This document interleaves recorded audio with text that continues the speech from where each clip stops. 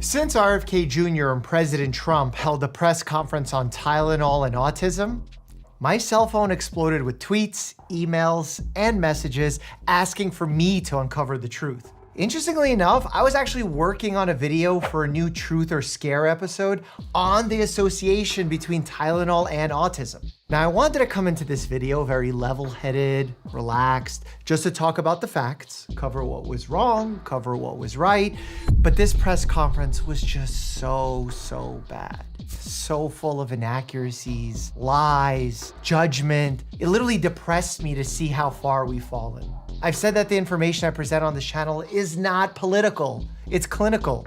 But what I really meant was that it isn't partisan. For the last few years, partisan politics have destroyed our credibility as healthcare professionals. Truth and facts have progressively become devalued in comparison to winning. And before your mind goes there, this isn't a left or right thing either.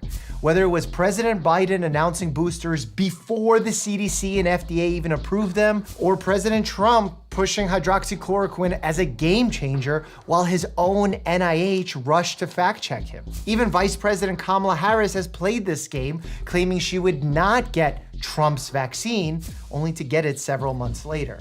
The problem is just universal. And now with this autism press conference, we've sunk to an all-time low. It's no longer political theater, but more like a partisan soap opera. Listening to the words Trump uses in this one single press conference. Whether you're liberal or conservative, it's truly abysmal. I don't mean this from a political correctness standpoint. I mean this from a scientific communication standpoint. And by the way, I think I can say that there are certain groups of people that don't take vaccines and don't take any pills that have no autism, Is that a correct statement, by the way?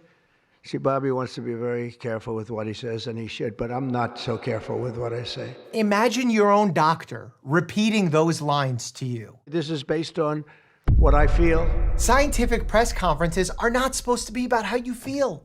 It's not even about how experts feel. It's about what the evidence shows and to what level it shows it. I'm not a doctor, but I'm giving my opinion. This literally reminds me of one of those stupid shirts at Spencer's that say, "I'm not a doctor, but I'll take a look." This isn't comedy. This is what folks will use to make their health decisions. Some of the press conference is even uncomfortable to listen to. Look, I point out that political correctness can stifle speech that could perhaps give us a better understanding of reality. In fact, I've even been called fatphobic and have had to defend myself for encouraging weight loss in those who are obese. But the way the president discusses these topics is just gross. Like an Ozempic, or I call it the fat pill or the fat drug. Sometimes it works, I guess, for people. The ones I've seen, it hasn't worked so well. I got a lot of friends, they're fat. They said, "Yeah, I lost some weight." I said, "You don't look it to me." We've blurred the reality between podcast hosts who straddle the line between comedy and politics with the president who makes jokes at the expense of accuracy and others' well-being. But let's get to the science. Throughout this press conference, President Trump repeatedly says, "Don't take Tylenol. There's no downside. Don't take it. You'll be uncomfortable. It won't be as easy, maybe, but don't take it. If you're pregnant, don't take Tylenol, and don't give it to the baby after the baby is born." Well, as a board-certified, actively practicing physician who's been in practice over 10 years, he's flat out wrong. In healthcare, every decision has consequences. Taking or not taking a medication both carry sets of benefits and harms. That's because medications, therapy, surgeries all have biological, psychological, and even social implications and trade-offs. And what's even more interesting is that those benefits and harms will be drastically different depending on which individual we're discussing. All this is to show that I'm not making an appeal to authority argument here, saying that Trump isn't a doctor, so he must be wrong. I'm actually saying he's wrong because he's wrong. If he was a doctor, he would know that not treating a fever, especially early in pregnancy, can carry serious risks. Elevated temperatures from untreated fever, even hot tubs or saunas, are consistently associated with higher neural tube defect risks in the fetus. This has even been applied to other parts of development, including increases in congenital heart defects and orofacial deformities. So no, we don't just give Tylenol for comfort during pregnancy. There's no downside other than a mother will have to, as I say, tough it out a little bit. There's no downside to doing this. It's not like, oh, if you do this, you're going to die. There's no downside. His tone about toughening up is not just judgmental, but inaccurate. What's ironic, the topic of lowering fevers is uniquely interesting to me because I've long discussed that we need to decrease this obsession that we have of routinely lowering a fever. So often a patient of mine says, I've been taking Tylenol around the clock to lower and control my fever. But that's not always necessary. A fever could be a good thing, but some can be problematic and are not okay. That's the nuance that's necessary. Trump also proudly highlighted how his team has cracked the code for why autism rates have increased in the US. He blamed it on two things, sort of. And I say sort of because he's not the clearest communicator, especially when it comes to statistics. And you know, we have something else called favored nations where I'm going to be reducing drug prices by 1,000%. Trump implies over and over that Tylenol causes autism. And his director of the FDA quite literally said that on Fox News later that night. Well, I'll tell you, the biggest study was done by Harvard and Mount Sinai. They looked at 27 studies showing an association. There were 4 against it, and they said, based on the overwhelming body of evidence, there was a causal relationship. Those are the exact words of the dean of the Harvard School of Public Health. On the surface, I realize that sounds terrifying. Tylenol is our go-to option for pain and fever in pregnancy because NSAIDs like ibuprofen and aspirin have well-proven risks. It's literally on the safe medication list that I give to my patients in the OB clinic. Here's the interesting twist. Their claim isn't totally made up. I pointed out earlier, I was literally working on a video on this exact subject. For years, researchers have studied the possible links between acetaminophen and autism, ADHD, and other developmental conditions. Some of those studies do show associations, and some show biological plausibility, especially in animal models, which means that it is possible that Tylenol may play a role in autism development. But when someone like RFK Jr. cherry picks that data to support his pre-made conclusion, it can be sold to sound very convincing. That's the big problem here. The data should lead to the story. But if you already know the story, you made it up in your head, you're not doing the science, you're doing marketing, or in this case, politics. Consistently, this administration misses the cornerstone of scientific research. Correlation does not equal causation. There's a lot to unpack in many of these studies. There's many variables and confounders at play. Just think about it. Who takes Tylenol? Those who have fevers or pain, basically people who are sick. Perhaps the association of sickness is stronger than the association of Tylenol use. Did RFK Jr. bother to even check? Anyway, let's zoom out and look at some real information. In 2021, over 90 scientists signed a statement that pregnant women should be cautious with Tylenol.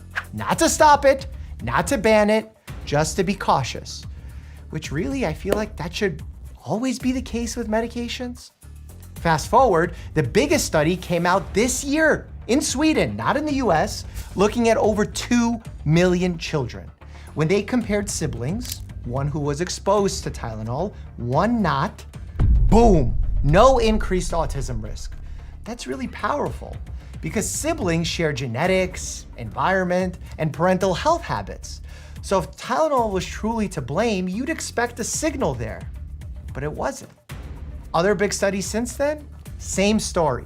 Maybe a slight association, but when you control for confounders like genetics, illnesses, and environmental exposures, it mostly evaporates. How about the fact that the use of Tylenol during pregnancy has gone down or stayed stagnant in recent decades, yet autism rates continue to grow?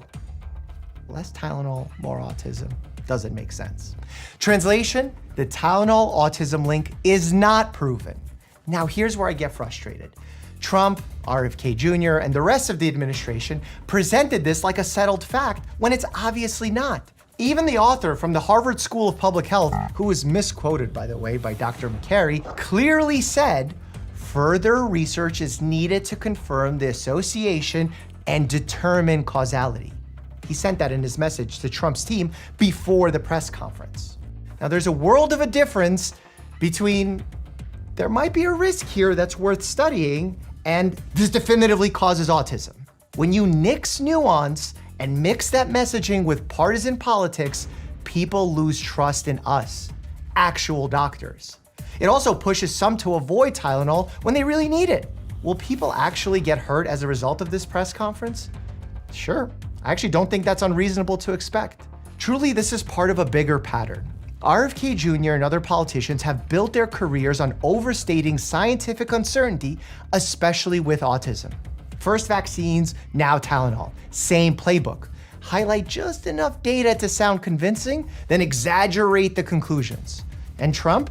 Well, he's seizing on that to look like he's saving the day by taking on big pharma or small pharma, over-the-counter pharma, even if it means twisting the science. It plays well to score political points, but it's a disaster for pregnant patients who need honest, balanced guidance. It's even a bigger disaster for us who actually want to find the actual reason for the increased autism rates. RFK earlier this year said he'd find the cause of autism by September. And when he obviously didn't find it, he just chose an explanation that might fit.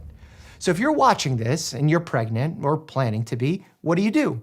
First, stay alert, not anxious. Nothing in the newest research proves Tylenol causes autism. And if it does, I promise I'll be there to make that announcement. Second, keep using the rule we've always relied on.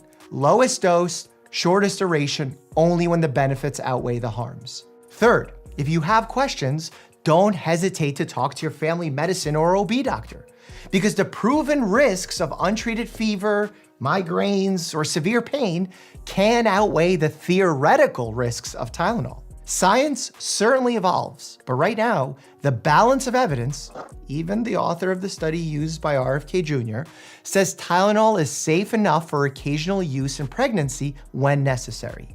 The association truly becomes strongest after 4 weeks or even longer of use.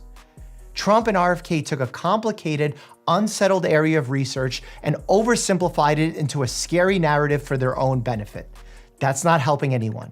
If you want a deeper look into who RFK Jr. really is, click here, as I'm sure it'll give you a sense of how these narratives keep repeating themselves. For now, stay informed, stay skeptical, and as always, stay happy and healthy.